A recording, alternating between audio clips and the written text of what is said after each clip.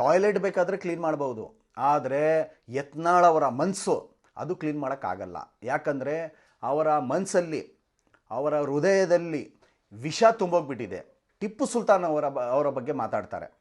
ಟಿಪ್ಪು ಸುಲ್ತಾನ್ ರವರು ಸ್ವಾತಂತ್ರ್ಯ ಹೋರಾಟಗಾರರು. ಅವರ ಒಂದು ಕೊಡುಗೆ ಈ ದೇಶಕ್ಕೆ, ಈ ರಾಜ್ಯಕ್ಕೆ ಏನಿದೆ, ನೀವು ವಾಟ್ಸಪ್ ಯೂನಿವರ್ಸಿಟಿಯಲ್ಲಿ ನೋಡ್ಕೊಂಡು ಓದ್ಕೊಂಡೇನೋ ಹೇಳ್ತಾ ಇರ್ಬೋದು.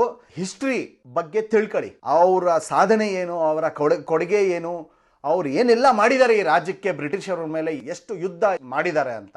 ಅದಕ್ಕೆ ಅವ್ರ ಹೆಸರು ಮೈಸೂರು ಏರ್ಪೋರ್ಟ್ಗೆ ಇಡಬೇಕಂತ ನಾನು ಕೂಡ ಆಗ್ರಹ ಮಾಡ್ತೀನಿ. ಯತ್ನಾಳ್ ಯಾರು ಅಂತ ಇನ್ನೇನು ಒಂದು 10-15 ವರ್ಷದಲ್ಲಿ ಜನ ಮರ್ತು ಬಿಡ್ತಾರೆ.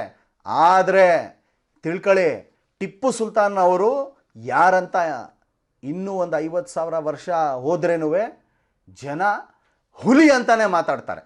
ನಿಮ್ಮ ಬಗ್ಗೆ ಯಾರು ಇದ್ದಾರೆ ಮಾತಾಡೋಕ್ಕೆ? ನೀವೊಂದು ಜೋಕರ್.